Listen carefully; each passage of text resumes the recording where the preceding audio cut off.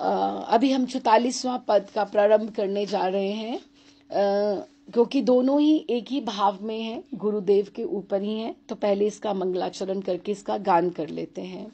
श्री कृष्ण चैतन्य प्रभु नित्यानंद, श्री अद्वैत गदाधर शिवासादि गौर भक्त वृंद, श्री रूप सनातन भट्ट रघुनाथ, श्री जीव गोपाल भट्ट दास रघुनाथ।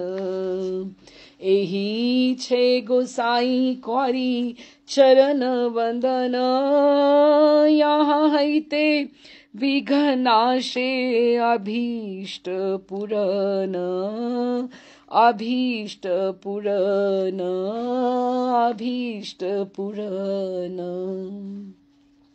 ये 43वां और 44वां पद जो है, ये दोनों ही एक ही भाव में लिखे गए हैं, गुरुदेव की कृपा की याचना करते हुए। अब जैसे पिछले की पंक्ति है, राधा कृष्ण लीला गुण गाया रात्रि दिने, कि ये जो जहां यहां से हुआ है, यही दूसरी पंक्ति में आया है। लोकनाथ प्रभु तुम दया कर मोरे, राधा कृष्ण चरणे जैन सदा चित स्फूरे। अभी यही पंक्ति जो पिछले पद की सेकंड लास्ट लाइन है, राधा कृष्ण लीला गुण गाई रात्रि दिने, और यही इसकी दूसरी पंक्ति है, राधा कृष्ण चरणे। वहां गुण की बात करी है, यहाँ पे चरण आश्रय की बात करी है। चरणे जैन सदा चित्त स्फुरे, ये भी उन्होंने बोला कि रात्रि दिन मैं उसका गान करूं और यहाँ चित्त में मेरी उसकी स्फुरना हो, और गुरुदेव की उन्होंने याचना करी है। तोमार सहिते था कि सखीर सहिते, एत वासना मोर सदा उठे चित्ते, सखी गण ज्येष्ठ जे हो ताहार चरणे, मोरे समर्पिबे कबे सेवार कारणे, तबे से होइब मोर वांछित पूरण, आनंदे से विव दोहार युगल चरण, श्री रूप मंजरी सखी कृपा दृष्टि छाया, तापी नरोतमे सिंच सेवामृत दिया, सेवामृत दिया। छोटा सा 8-10 पंक्तियों का ही सेम भाव में लिखा गया पद है, गुरुदेव के आश्रय की कृपा की याचना की हुई है। लोकनाथ प्रभु तुम दया कर मोरे, कि हे लोकनाथ गोस्वामी पाद, हे गुरुदेव आप मुझ पर कब कृपा करेंगे, ऐसी मेरी स्थिति कब आएगी जब राधा कृष्ण चरणे जिन सदा चित्त स्फुरे, कि राधा कृष्ण के चरणों की सेवा की भावना मेरे चित्त में हर क्षण अनुक्षण पल पल वो कब उदित हो जाएगी, उसकी स्फुरना कब होगी, मेरे ऊपर आप ऐसे कब कृपा करेंगे।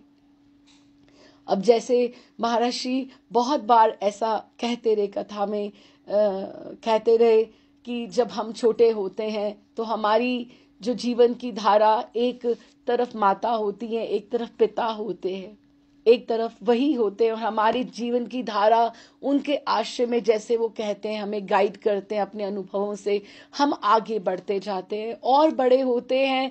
तो हमारे लिए एक एक तरफ पति होता है, एक तरफ पुत्र होता है, संतान होती है, या पत्नी होती है और इधर से संतान होती है, कि हमारे जीवन की धारा दोनों ही कूल है।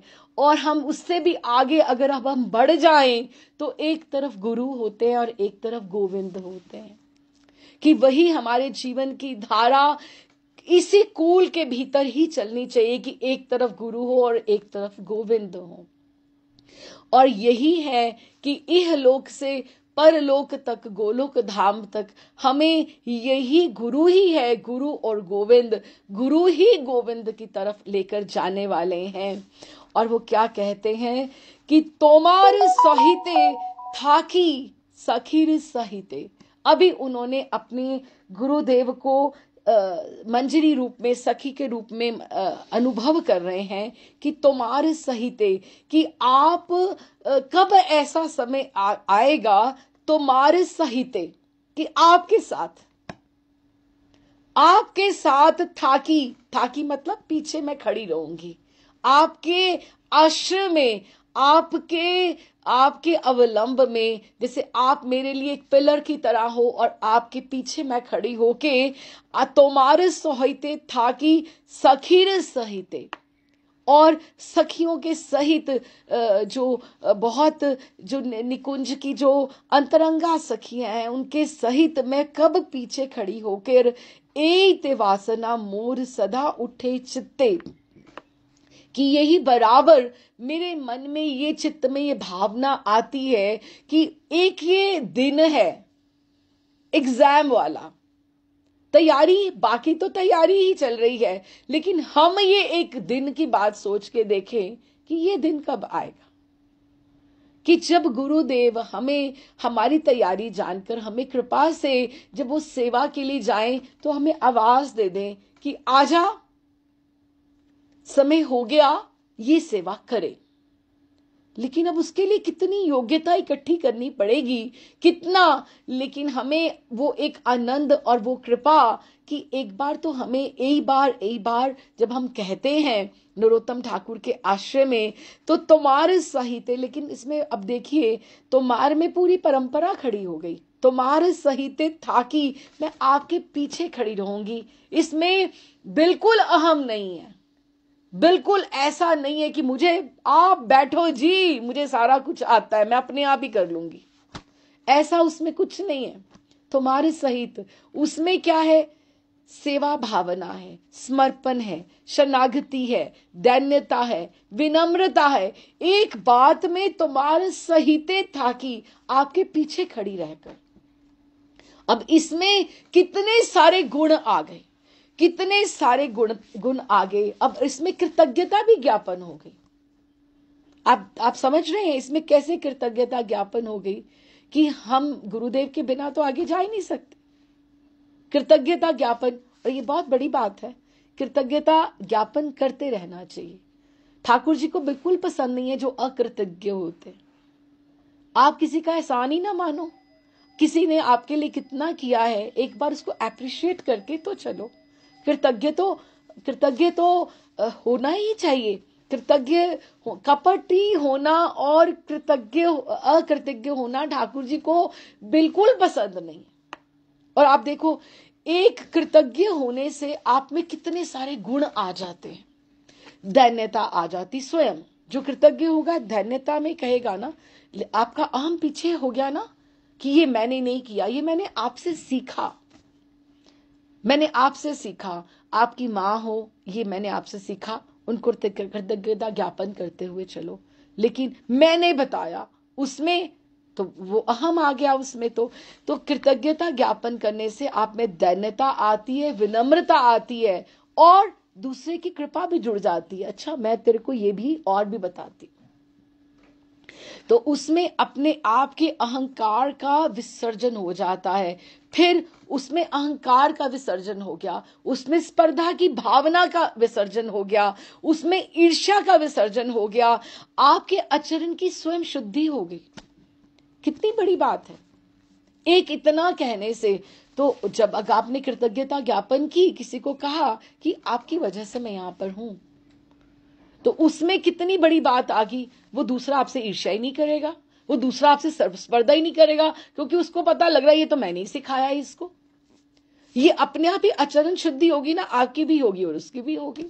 लेकिन अगर आप अहंकार हम लेकर चलेंगे तो उसमें एक अहंकार से ही कितने दुर्गुण आ जाएंगे, और एक कृतज्ञता ज्ञापन करने से कितने आप में गुण आ जाएंगे। हम्बल, आप ह्यूमिलिटी लेकर हमें चलना पड़ेगा। फिर तोमार सहिते था कि सखीर सहिते, कि मैं कब ऐसा समय आएगा कि आपकी आड़ में खड़े होकर आपकी कृपा के साथ था कि सखीर सहिते, सखियों के सहित खड़े होकर एते वासना मोर सदा उठे चित्ते, कि ये मेरे चित्त में उठती है कि ये मेरा एग्जाम वाला दिन है, ये मैं कब मेरा आएगा।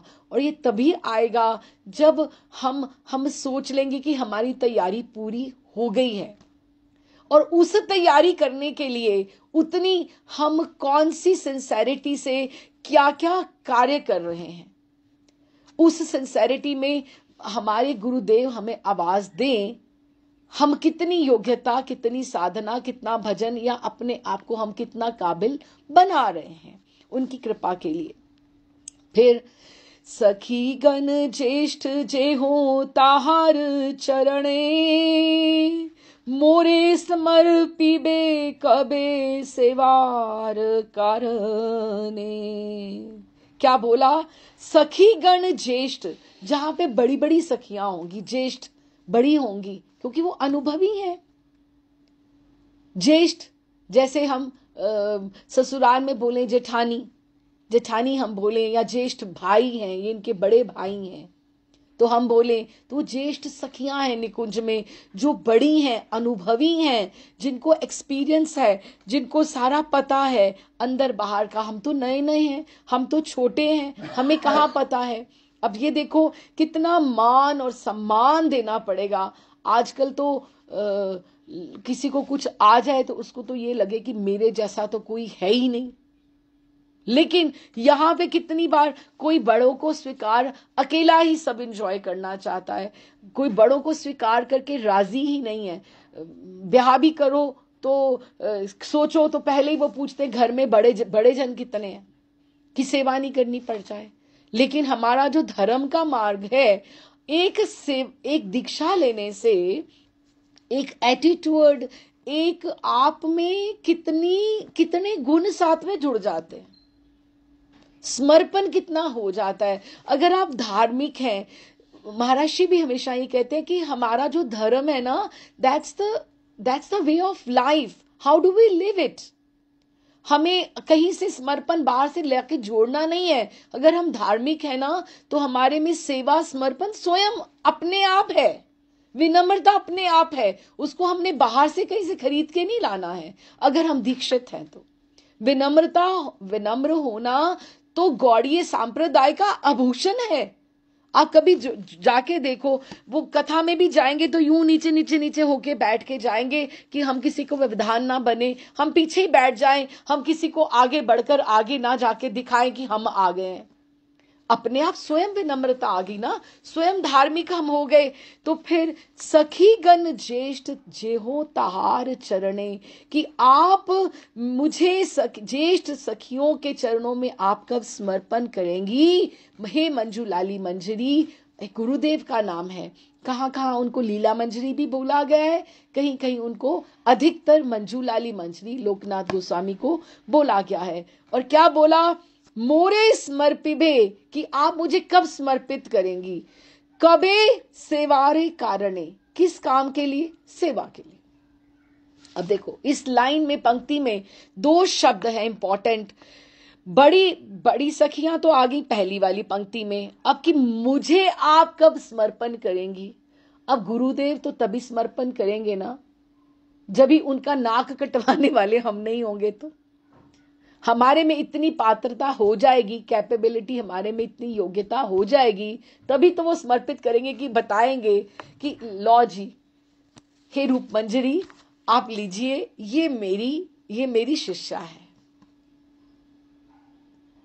अब है तो बड़ी बात, लेकिन उतनी योग्यता समर्पण तभी करेंगी ना। अब उनको आगे समर्पण करना है, ज्येष्ठों को बड़ी। लेकिन अब आप देखो ना, शादी होनी होती है तो हम कितनी तैयारी, ये कोर्स कर लें, वो कर लें, ये कर लें, सब समझ जाए ससुराल में कैसा है, कुछ गलती ना हो जाए, बहुत सारी बातें होती हैं छोटी छोटी, हाँ, हम स्त्रियों को पता होती है कि क्या क्या हमें सीखना है, करना है, सबका स्वभाव समझना है, लेकिन वहां निकुंज में जाकर सेवा करनी है तो हमें ज्येष्ठों का भी आदर करना पड़ेगा, और विनम्रता भी लेकर आनी पड़ेगी, और सहना भी पड़ेगा, सब कुछ देखना पड़ेगा। और मोर समर्पिबे, मुझे कब गुरुदेव आप समर्पण करोगे? और एक ये समर्पण, समर्पण में हमारी योग्यता निहित है, रिक्वायर्ड है, that is the most important capability. समर्पित हम तभी होंगे जब हम उसके योग्य हैं। और दूसरा है किस कारण? कबे सेवार कारणे। हमारी जॉब क्या लगने वाली है? आपको शर्म नहीं आएगी हम बोले कि तुम वहां पे क्या काम करती हूं? मैं वहां पे दासी हूं ना। शर्म, ये तो आभूषण है हमारे जीवन का। मंदिर में राधा रमन जी के आंगन में मार्जनी लगाना, पोछा लगाना, ये तो हमारा आभूषण है। ये देखो ना, सेवार कारण है।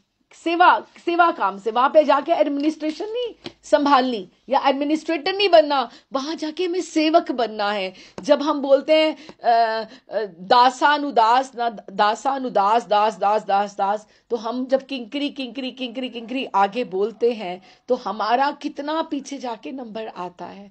लेकिन अपने आप को विनम्रता, फिर दैन्यता, फिर अब अगर हम रोज गाते हैं, ये अगर हम जैसे तुलसी आरती हम करते हैं, आप देखिए, अगर हम समझें, अगर हम तुलसी गाते, आरती गाते हैं, हम तुलसी वृंदा देवी अधिष्ठात्री देवी हैं वृंदावन की। तो हम जब तुलसी की आरती करते हैं, जैसे नमो नमो तुलसी कृष्ण प्रेयसी नमो नमो, तो हम क्या बोलते हैं उसमें? तीसरे उसमें आता है, ए निवेदन कौरी सखीर अनुगत कौरी सेवाय अधिकार दिए कर निज दासी नमो नमो। यही तो बात चंपक मंजरी कह रही है, नरोत्तम ठाकुर कह रहे हैं। कहाँ अलग है सब आचार्यों की वाणी। ए निवेदन कौरी, मैं आपसे यही निवेदन कर रही हूं, मैं ये अर्जी लगा रही हूं, एप्लीकेशन दे रही हूं कि मुझे आप अपनी सखियों के अनुगत्य में रखो। किसकी? वही ज्येष्ठ की बात आ गई ना। और सेवा अधिकार दे कर निज दासी, और यहां अपने गुरुदेव को बोल रही है कि आप मुझे उनके चरणों में, आप सेवा के कार्य में मुझे उनकी दासी बनाने में मुझे कब समर्पित करेंगे? सीधी सीधी बात है बिल्कुल, कि हमारी वो जो जॉब लगनी है ना, वो दासी की जॉब लगनी है। और सेवा अधिकार सेवार कारणे मोरे समर्पिबे कभे सेवार कारणे, कि आप सेवा कारण आप मुझे कब समर्पित करेंगी? सेवा जो है, उन्होंने वहां बैठ के माला नहीं करनी है, वहां बैठ के सेवा करनी है। माला जो करना है वो हमारी तैयारी है, वो हमारी साधना है। साध्य क्या है? सेवा। लक्ष्य क्या है? सेवा। और तुम्हें अगर सामने ही सेवा मिल रही है तो हम आपको पास दोनों हो, माला भी सामने दिख रही है और सेवा भी दिख रही है, तो हमें दोनों में से क्या चूज करना चाहिए, क्या चयन करना चाहिए? हमें सेवा को चयन करना चाहिए। हमें सेवा को देखना चाहिए। क्यों? क्योंकि वो हमारा लक्ष्य है, वो हमारा टारगेट है। हमने गोलोक धाम में भी जाकर अपने गुरुदेव के आश्रम में वहां पे सेवा ही करनी है, तो उस सेवा की ट्रेनिंग हमें करनी पड़ेगी ना, यहीं से तो शुरू होनी पड़ेगी। तो तबे से होइवे मोरे समर्पिबे कभे सेवार कारणे। तो अभी पिछली जो 4 पंक्तियां हैं, तो क्या कहते हैं? आनंदे तबे से होइब मोर वांछित पूर्ण, आनंदे से विव दोहार युगल चरण। वो अपना जो लाइफ, अपना ड्रीम, वो स्वप्न, वो अपना मनोरथ, वो जो देख रही हैं, वो उस दिन का देख रही हैं कि जब मेरे को गुरुदेव समर्पण कर देंगे मेरी गुरु मंजरी, और तब मेरा वांछित पूर्ण, मेरा वांछित पूर्ण हो जाएगा, मेरी अभिलाषा पूर्ण हो जाएगी। और तब मैं क्या करूंगी? आनंदे सेवेव दोहार युगल चरण। और मैं ज्येष्ठों के अनुगत्य में, गुरुदेव के अनुगत्य में, मैं आनंद के साथ दोहार युगल चरणों की सेवा की प्राप्ति करूंगी। सो सेवा जो है, चरणों की सेवा, वो लक्ष्य है, वो हमारा साध्य है। इसीलिए वो कह रहे हैं, श्री रूप मंजरी सखी कृपा दृष्टि छाया। तो फिर सबसे बड़ी जो मंजरी है वो कौन है? रूप मंजरी है। सब सखियों के पश्चात वो जो रूप मंजरी, जो अपने मेरे गुरुदेव मंजरी, जो मंजूलाली मंजरी से भी बड़ी है, रूप मंजरी कृपा दृष्टि छाया। मैं उनकी कृपा की याचना कर रही हूं। तापी नरोतमे सिंच सेवा मृत दया। ये अब महर्षि ने देखो, जब ही सेवा आई हमारे राधा रमन जी की, महर्षि की, तो उन्होंने इसको क्या नाम दिया? सेवा अमृत महोत्सव। सेवा अमृत महोत्सव, कि हमें उन दिनों में ठाकुर जी की सेवा करने का सौभाग्य मिला, वो अमृत महोत्सव है। तो उसी तरह से तापी नरोत्तम, कि जब रूप मंजरी की मेरे ऊपर सखी की कृपा हो जाएगी, वो उनकी जब मेरे ऊपर कृपा दृष्टि जब पड़ जाएगी, तो उनकी कृपा दृष्टि मेरे लिए कैसे कार्य करेगी? जैसे एक सूखी हुई बेल को किसी अमृत से सिंचन कर दिया गया हो। वो तापी नरोत्तमे सिंच सेवा मृत दिया। जब मुझे सेवा मिल जाएगी तो वो मेरे लिए अमृत का काम करेगी। और वो मेरा लक्ष्य है जो उन्होंने बताया कि लोकनाथ प्रभु दया कर मोरे, कि आपकी कृपा से ही ये सब कार्य होने हैं। और धीरे धीरे धीरे धीरे वो आगे जैसे बढ़ते जाएंगे। और देखिए, सीधी सी बात है, महर्षि भी कहते हैं, भजन करना क्या है? भजन करना अपनी समीक्षा करना है, अपने आप का एनालिसिस करना है। और एनालिसिस करते हुए, अपनी समीक्षा करते हुए, अपने आप को संभालते हुए, अपने आप को समझाते हुए, अपने आप को ढालते हुए उसकी ठाकुर जी की प्रतीक्षा करनी है। भजन करना किसी के स्मरण में प्रतीक्षा करनी है उसके लिए। और उसके लिए और एक और बात है, देखो, ये जो उन्होंने सतत सफुरना की जो बात करी है ना, राधा कृष्ण चरणे जेन सदा चित्त सपूरे, सदा सदा सदा। अब आप देखिए, हम लोग गृहस्थी हैं, सदा चित्त हो सकता है? नहीं हो सकता। कभी आप ये कार्य कर रहे हैं, कभी आप वो कार्य कर रहे हैं, सदा नहीं हो सकता। आप हर समय सेवा में भी नहीं है, हर समय आप माला भी नहीं कर रहे हैं, हर समय आप रसोई भी नहीं कर रहे हैं, हर समय तो आप ये काम नहीं कर रहे हैं। अब उसमें क्या दो भाव आते हैं। अब जैसे देखो, हमने सीधा सा अगर दृष्टांत पकड़े, तो गोवर्धन की जो परिक्रमा करते हैं, तो कोई लोग दुग्ध धारा की परिक्रमा करते हैं, दुग्ध धारा की परिक्रमा करते हैं। तो दुग्ध धारा वो ऐसे चलती है, ऐसे चलती है, लेकिन वो जो डोल के साथ, डोल होती है ना, मतलब वो जो कलश पकड़ा होता है, उसमें कभी कभी आप देखेंगे कि उसमें ड्रॉप्स, उसके बीच में गैप्स आ जाते हैं, उसमें गैप्स आ जाते कि कहीं थोड़ा सा दूध वहां पड़ा, थोड़ा इधर पड़ा, थोड़ा इधर पड़ा, थोड़ा इधर, क्योंकि हाथ की डोल ऐसे आ गई कि उसमें से ये ऐसे, ये दुग्ध धारावत भजन है। लेकिन अब दूध की जो दूध है, वो तो दूध की तरह दुग्ध धारा भजन हो गया। और एक हुआ मधुमय भजन। आप हनी ले लीजिए, शहद, मध जिसको बोलते हैं। अब आप उसके साथ चल के देखो, उसकी तार ऐसी बंधी होती है कि उसमें आपको, दूध में आपको है, दोनों लिक्विड द्रव्य हैं, लेकिन आपको दूध में आपको वो नजर आएंगे, गैप्स आएंगे। लेकिन आप मध के साथ अगर आप ऐसे करें तो उसमें वो बिल्कुल नहीं होगा, उसमें गैप नहीं होगा, क्योंकि शहद में, मध में, हनी में जो तार होती है वो तार ही बंधती हुई चलेगी। तो हमें दुग्ध धारावत भजन अच्छा है, बुरा नहीं है, बुरा नहीं है, लेकिन और आगे बढ़ने के लिए, प्रयास करने के लिए हमें मध्य धारा के हिसाब से वैसा भजन करना चाहिए।